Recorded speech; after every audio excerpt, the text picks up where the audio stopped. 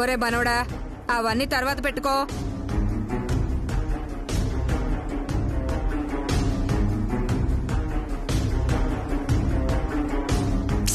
అమ్మమ్మ, చాలా ముఖ్యమైన పని, వెళ్ళాలి. అబ్బా అది కాదే. అమ్మమ్మ, నువ్వు లోపలికెళ్ళు. వెళ్ళు నువ్వు. ఉన్నట్టుండి ఇప్పుడు బయలుదేరడం ఏంటో.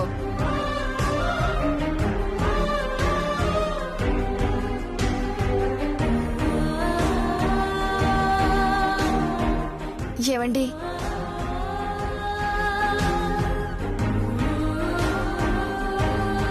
మీరు బయలుదేరండి.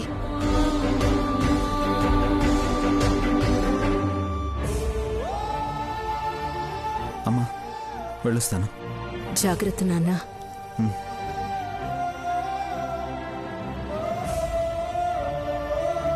ఏవండి, తొందరగా వచ్చేయండి, మీకోసం ఎదురు చూస్తూ ఉంటా. వెళ్ళొస్తాను.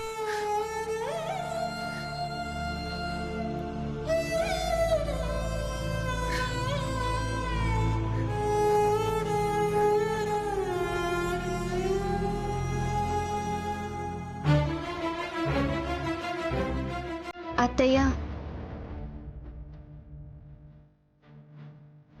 మా అమ్మమ్మ మాటల్ని పట్టించుకోవద్దు. ఆవిడంతే, లోపల ఏముంటే పైకి అదే అనేస్తుంది. ఎవరు ఏమనుకుంటారు అని అస్సలు ఆలోచించదు. పర్వాలేదులేమ్మా, పెద్ద ఆవిడ కదా, అలాగే ఉంటుంది.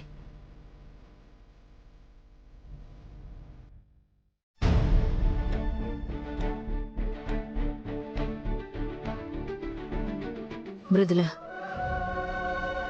నువ్వు కూడా రాత్రి బయలుదేరుతున్నావు. మీరిద్దరూ అక్కడ కలిసి మాట్లాడుకుని ప్రశాంతంగా ఒక వారం రోజులు ఉండండి. తర్వాత ఈ సమస్యకి పరిష్కారం ఆలోచిద్దాం. సరే అత్తయ్య.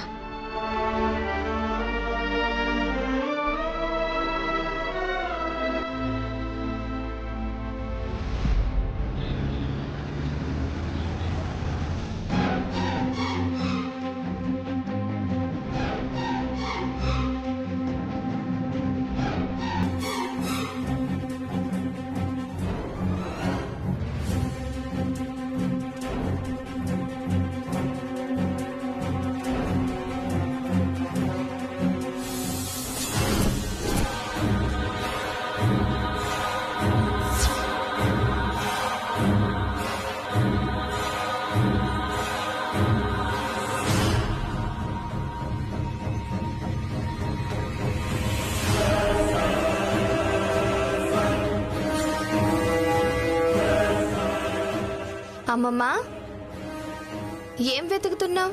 నీ మొగుడి బాగోతం బయటపడుతుందేమోనని వెతుకుతున్నా.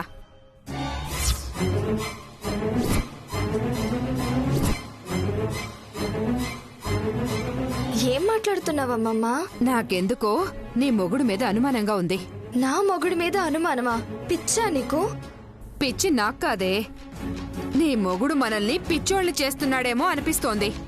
మొత్తం బయట పెడతా చూడు.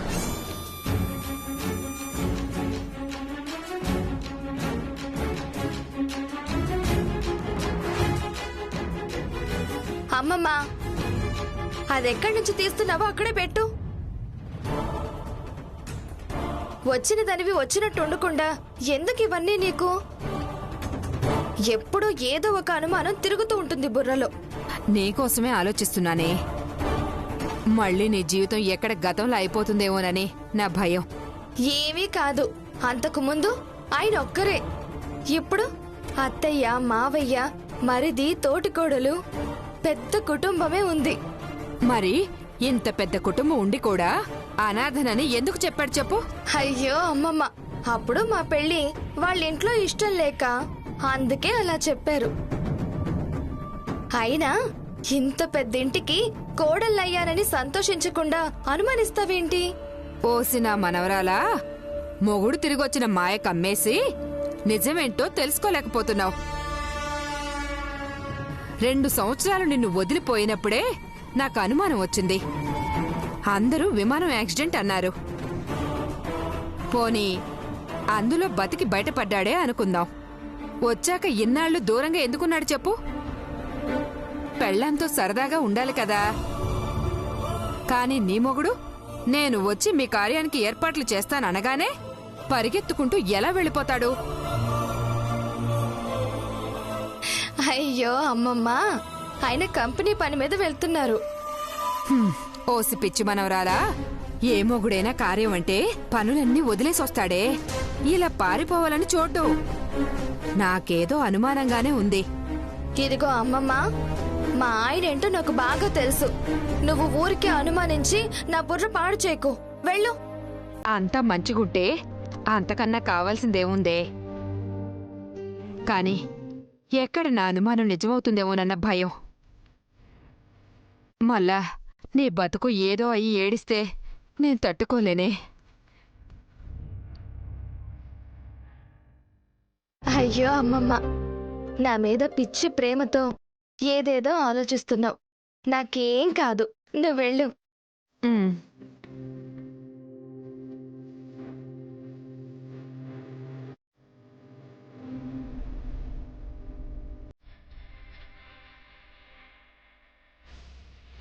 మా అమ్మమ్మకి ఎప్పుడూ అనుమానాలే. ఎప్పుడు మారుతుందో ఏంటో.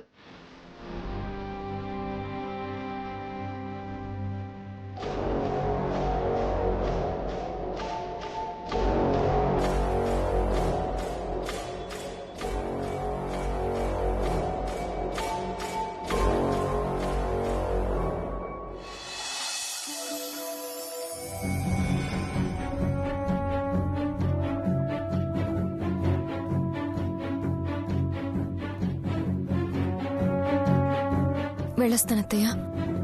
జాగ్రత్తగా వెళ్ళిరా, అన్నీ అవే సర్దుకుంటాయి. గౌరవ్, పెద్దమ్మా. వదిన్ని డ్రాప్ చేసిరా. సరే పెద్దమ్మా.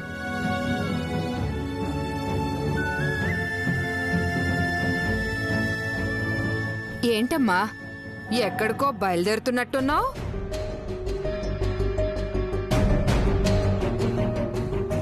అమ్మమ్మ, ఎవరైనా వెళ్ళేటప్పుడు ఎక్కడికి అని అడగకూడదు.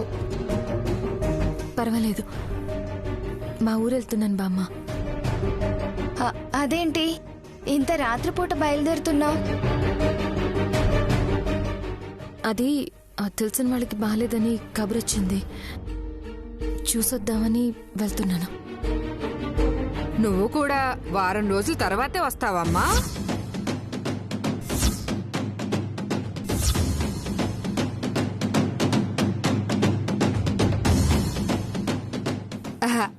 ఏం లేదు, పొద్దున్న మనవడు అర్జెంటు పనుందని బయలుదేరి వారం రోజుల తర్వాత వస్తానన్నాడు. ఇప్పుడు నువ్వు కూడా అర్జెంటు పనుందని వెళ్తున్నావు కదా, ఆ వారం రోజుల తర్వాతే వస్తావేమోనని.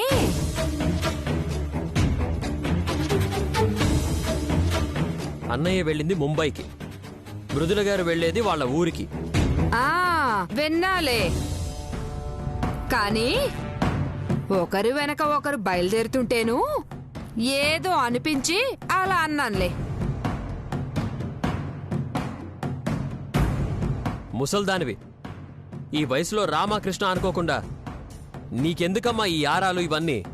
నేను రామకృష్ణ అనుకుంటూ ఉంటే నా మనవరాలి బతుకు ఎక్కడ రామరామ అయిపోతుందోనని భయం మనవడా.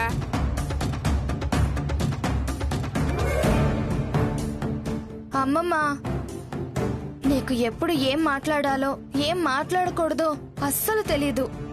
నా బాధేంటో నీకిప్పుడు తెలీదే.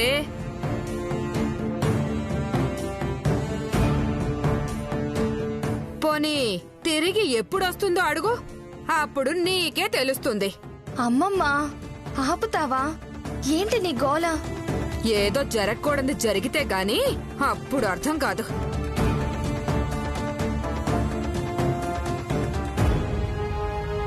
మృదుల, అమ్మమ్మ మాటలేం పట్టించుకోవద్దు.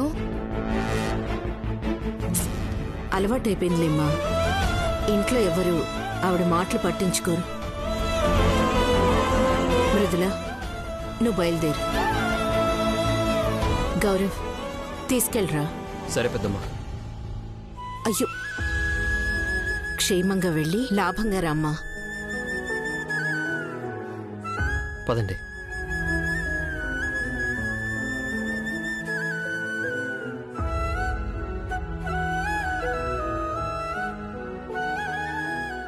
అత్తయ్య, రాత్రికి ఏ వంట చేయమంటారు?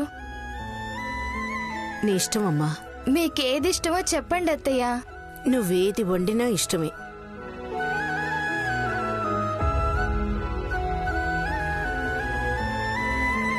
అది కాదే,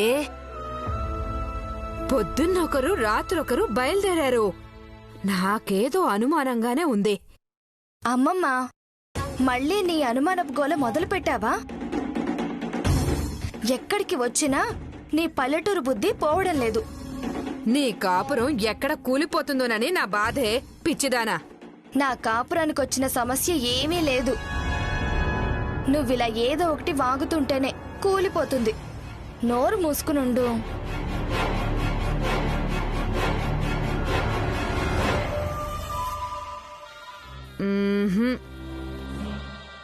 ఏదో ఒకటి జరుగుతుంది. ఒక కన్నేసి ఉంచాలి.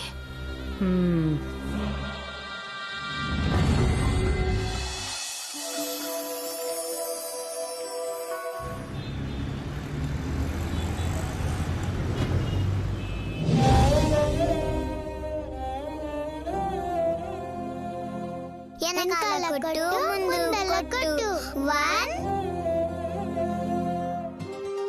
మమ్మీ. ఏ మమ్మీ, మమ్మీ.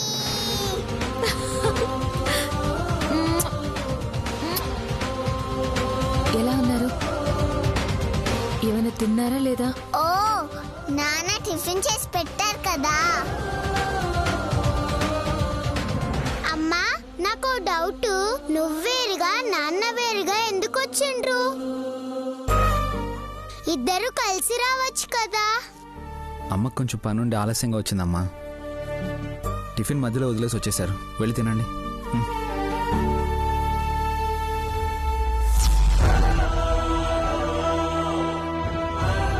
మృదుల, ఈ మౌనం భరించలేకనే ఇంత దూరం వచ్చింది. ఇక్కడ కూడా అదే మౌనం అయితే ఎలా? అక్కడ చెప్పే పరిస్థితి లేదు, నువ్వు వినే పరిస్థితులు అంతకన్నా లేవు. అది అర్థం చేసుకుని అక్కడి నుంచి ఇక్కడికి పంపించింది. కనీసం ఇప్పుడైనా చెప్పేది విను మృదుల.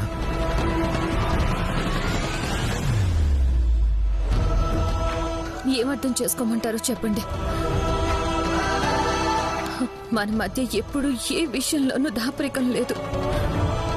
అలాంటిది ఇంత పెద్ద విషయాన్ని నాకు తెలియకుండా దాచారు. అంటే దాన్ని ఎలా అర్థం చేసుకోమంటారు చెప్పండి.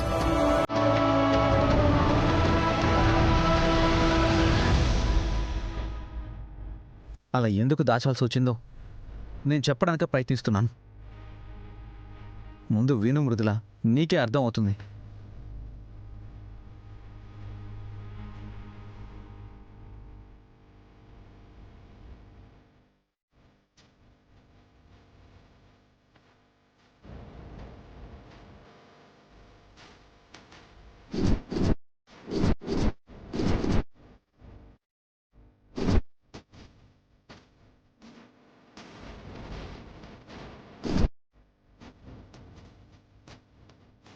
అది జరిగింది మృదుల.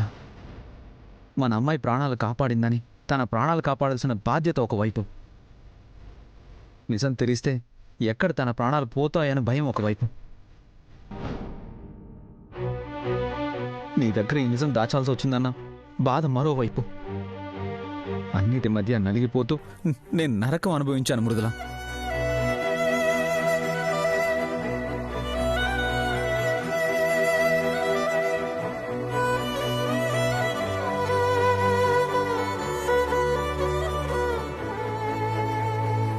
తెలిసే కాదు, తెలియకుండా కూడా నీకు ఏ రోజు ద్రోహం చేయలేదు, చెయ్యను కూడా.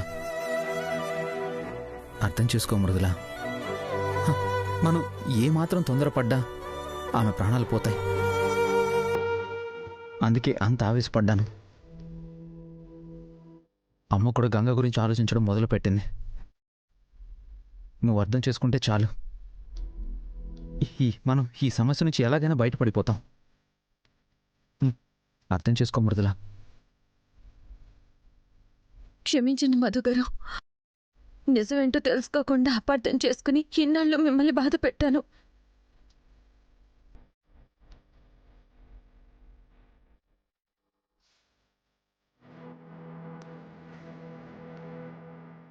అసలు మీ మీద నాకెప్పుడూ అనుమానం లేదు, రాదు కూడా. కానీ ఆ రోజు ఆవిడ పక్కన పూజలో మిమ్మల్ని చూడగానే గుండె ఆగినట్టయిపోయింది. వేరే ఏది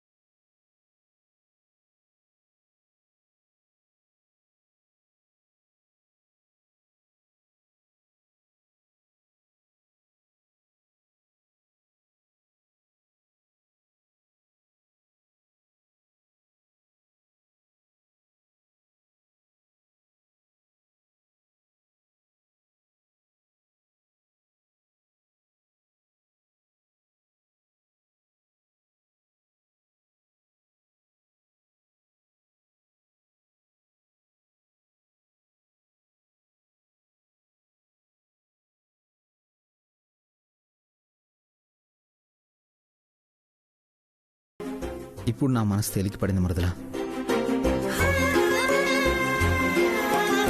నా బాధ నీకు పూర్తిగా అర్థమైంది, అది చాలు. సరే పదండి, ఆకలేస్తుంది, టిఫిన్ చేద్దాం. అంతేనా? టీ కూడా తాగుదాం. అయ్యో, గ్యాప్ వచ్చేసరికి నీ మైండ్ ముద్దుబారిపోయినట్టుంది నీకు. ఇన్ని రోజులు దూరంగా ఉన్నావు, కనీసం ఒక ముద్దు కూడా. అబ్బో, చాలా ఆశలే ఉన్నాయి. పిల్లలున్నారు ఇక్కడ, ఇప్పుడు అవేం కుదరవండి, పదండి.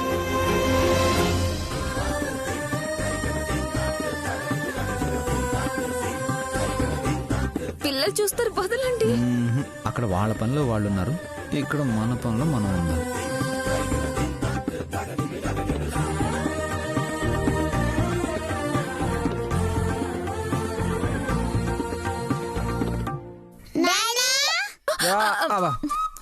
వచ్చేసారా? రండి నన్ను. అందుకే వద్దని చెప్పింది, మీరే వినలేదు. మమ్మీ మీరు ఇక్కడ ఏం చేస్తున్నారు?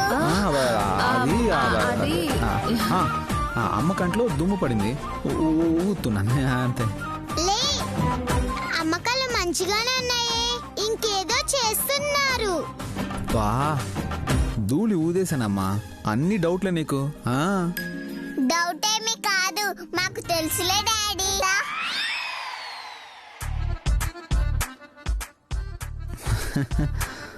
బాగా ముదిరిపోయారమ్మా మీరు. మిమ్మల్ని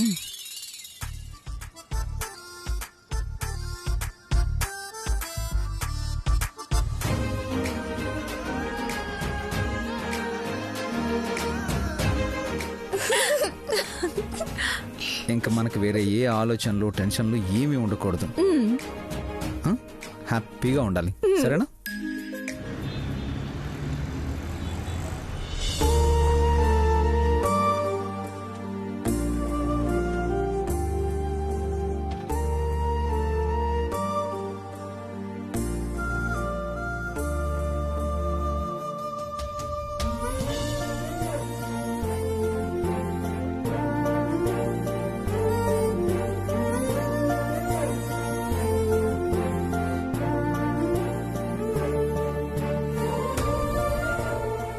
వెళ్ళి ఒక్కరోజు కూడా కాలేదు, అప్పుడే ఎన్నో సంవత్సరాలుగా దూరమైనంత బాధగా ఉంది చూడండి. నిజంగా వచ్చేస్తారు కదా, అంతకు ముందులా చెయ్యరు కదా.